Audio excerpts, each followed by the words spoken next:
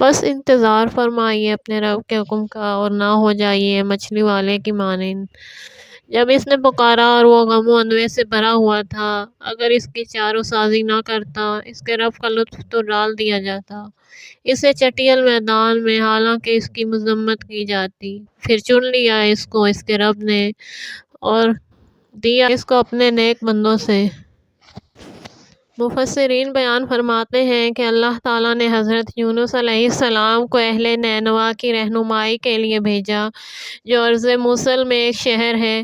آپ نے انہیں اللہ تعالیٰ کی طرف بلایا، لیکن انہوں نے تکذیب کی اور اپنے کفر و عناد میں بڑھتے چلے گئے۔ جب عرصہ دراز گزر جانے کے باوجود بھی ان کے رویے میں کوئی تبدیلی نہ آئی تو انہیں چھوڑ کر نکل کھڑے ہوئے اور 3 دن کے بعد نزول عذاب کی دھمکی دے گئے۔ جب حضرت یونس علیہ السلام انہیں چھوڑ کر چل دیے اور انہیں یقین ہو گیا کہ اب نینوا عذاب سے نہیں بچ پائے گا، تو اللہ تعالیٰ نے ان کے دلوں میں توبہ اور انابت کا خیال ڈال دیا۔ وہ بہت نادم ہوئے کہ ہم نے اپنے نبی کے حضور کیوں گستاخی کی۔ پس انہوں نے کے کپڑے پہنے، جانوروں کے بچوں کو ان سے الگ کیا، پھر بارگاہ خداوندی میں آروزاری کرنے لگے، بہت روئے، گڑ گڑا کر دعائیں کی، عاجزی اور انکساری کا اظہار کیا۔ مرد، عورتیں، بچے بچیاں سب آہ و بکا کرنے لگے، جانور ان کے بچے بلبلائے، گائے اور بچھڑے رونے لگے، بھیڑیں اور ان کے بچے الگ الگ کھڑے بائیں بائیں کرنے لگے۔ ایک ہولناک منظر برپا تھا، کیا انسان کیا حیوان، سب آہ و بکا کرتے دکھائی دیتے تھے۔ اللہ تعالیٰ کی رحمت جوش میں آ گئی۔ اللہ نے اپنی قوت و طاقت کے ذریعے ان سے عذاب ٹال دیا، کیونکہ اب وہ ایمان لا چکے تھے۔ وہ عذاب جو ان کے سروں پر تاریک رات کے ٹکڑے کی مانند لٹکا ہوا تھا ہٹ گیا۔ اللہ تعالیٰ فرماتا ہے، یعنی کیا آپ نے گزرے وقتوں میں کوئی ایسی ہستی پائی جس کے باسیوں نے پوری طرح اللہ پر ایمان لایا ہو؟ کلام سیاق و سباق سے پتہ چلتا ہے کہ ایسا واقع نہیں ہوا، بلکہ یوں ہوا جیسا کہ اللہ تعالیٰ نے فرمایا، اور نہیں بھیجا ہم نے کسی بستی میں کوئی ڈرانے والا مگر یہ کہ دیا وہاں کے آسودہ حال لوگوں نے ہم اس دین کا جو دے کر تم بھیجے گئے ہو انکار کرتے ہیں۔ اس بستی کی کل آبادی کتنی تھی؟ 1,00,000 کا حصہ تو یقینی ہے، لیکن زیادتی میں اختلاف ہے۔ حضرت ابن عباس سے روایت ہے، نینوا کے باسیوں کی تعداد 1,30,000 تھی۔ حضرت یونس علیہ السلام ناراض ہو کر اور اپنی قوم کی ہردرمی سے ناراض ہو کر چلے گئے تو سمندر میں ایک کشتی پر سوار ہوئے۔ کشتی ڈولنے لگ گئی، کیونکہ موجیں تیز اٹھ رہی تھیں اور کشتی پر بوجھ زیادہ تھا۔ قریب تھا کہ مسافر ڈوب جاتے، جیسا کہ مفسرین نے تفصیل بیان فرمائی ہے۔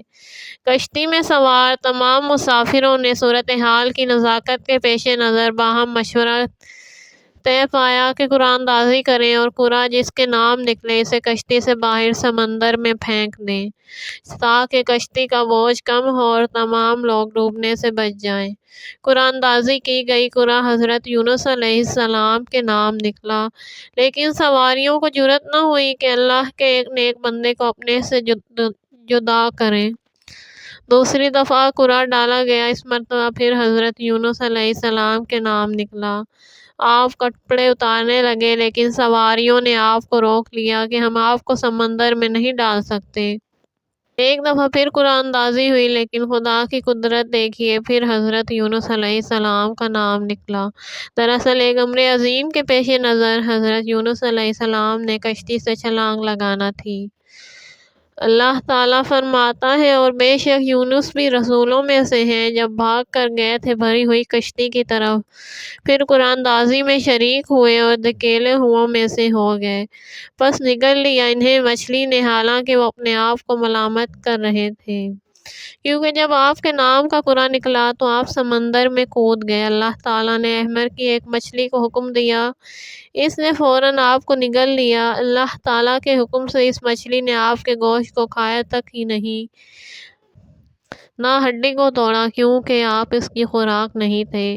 وہ حضرت یونس علیہ السلام کو لے کر تمام سمندروں میں سے ایک عرصے تک پھرتی رہی، اور یہ بھی کہا جاتا ہے کہ اس مچھلی کو اس سے بھی مچھلی نے نگل لیا تھا۔ علماء فرماتے ہیں جب حضرت یونس علیہ السلام مچھلی کے پیٹ میں گئے تو سمجھے کہ مر چکے ہیں۔ اپنے اعضاء کو حرکت دی تو جسم حرکت کرنے لگا۔ آپ کو یقین آ گیا کہ ابھی زندہ ہوں۔ فوراً اللہ تعالیٰ کے حضور سجدہ ریز ہوئے اور عرض کی پروردگارا، میں نے ایک ایسی جگہ کو تیری عبادت کے لیے بنایا ہے کہ کبھی کسی نے ایسی جگہ تجھے سجدہ نہ کیا ہوگا۔ حضرت یونس علیہ السلام کتنی مدت مچھلی کے پیٹ میں رہے؟ مختلف آراء اور نظریات ملتے ہیں۔ روایت ہے کہ مچھلی نے آپ کو چاشت کے وقت نکلا اور عشاء کے وقت اگل دیا۔ امام صادق علیہ السلام فرماتے ہیں کہ یہ مدت 7 دن پر محیط تھی۔ سعید بن ابی الحسن فرماتے ہیں کہ 40 دن مچھلی کے پیٹ میں رہے، لیکن حقیقت حال اللہ جانتا ہے کہ آپ کتنا عرصہ مچھلی کے پیٹ میں رہے۔ مچھلی حضرت یونس علیہ السلام کو اپنے پیٹ میں لیے گہرے سمندروں میں پھرتی رہی اور گہری موج اور موجوں کو چیرتے پھری۔ آپ نے مچھلی کے پیٹ میں سنا کہ سمندری مخلوق بھی اللہ رحمان کی تسبیح میں مصروف ہے۔ سمندر کی تہہ میں کنکریاں، دانے مچھلی کو پھاڑنے والے خدا کی حمد و ثنا میں مصروف ہیں۔ ذرہ ذرہ، قطرہ قطرہ اس ذات کی وحدانیت کے نغمے الاپ رہا ہے۔ 7 آسمانوں اور زمین کے 7 طبقوں کا پروردگار ہے۔ وہاں بھی اس انوکھی کائنات میں بھی اللہ کے نبی حضرت یونس علیہ السلام نے بزبان حال کہا جو کہا، جیسا کہ رب العزت جو خلوت و جلوت کے ہر معاملے سے واقف ہے، عالم مصائب کو دور کرنے والا ہے، خفیف سے خفیف تر آواز کو سننے والا ہے، عالم الغیب والشہادہ ہے، وہ جو بڑی سے بڑی دعاؤں کا سننے والا ہے۔ اس نے اپنی کتاب مبین میں رسول امین پر منزل صحیفے میں فرمایا، اور وہ سب لوگوں سے سچا رب العالمین اور سب رسولوں کا معبود ہے۔ نبی کریم صلی اللہ علیہ وآلہ وسلم فرماتے ہیں کہ حضرت یونس علیہ السلام نے مچھلی کے پیٹ میں اللہ کی پاکی بیان کی۔ فرشتوں نے آپ کی تسبیح سنی تو عرض کرنے لگے، پروردگار، ایک کمزور سی آواز کسی اجنبی زمین سے سنتے ہیں۔ اللہ تعالیٰ نے فرمایا، یہ میرا بندہ یونس ہے، میں نے اسے مچھلی کے پیٹ میں قید کر دیا، وہ سمندر میں ہے۔ فرشتوں نے عرض کی، پاک باز بندہ، جس کی طرف سے تیرے حضور روزانہ صبح شام عمل صالح چڑھتے رہے۔ اللہ تعالیٰ نے فرمایا، ہاں۔ نبی کریم صلی اللہ علیہ وآلہ وسلم فرماتے ہیں کہ اس وقت فرشتوں نے حضرت یونس علیہ السلام کی سفارش کی۔ اللہ تعالیٰ نے مچھلی کو حکم دیا، اس نے آپ کو ساحل پر اگل دیا، جیسا کہ قرآن مجید میں ہے، اس حال میں کہ وہ بیمار تھے۔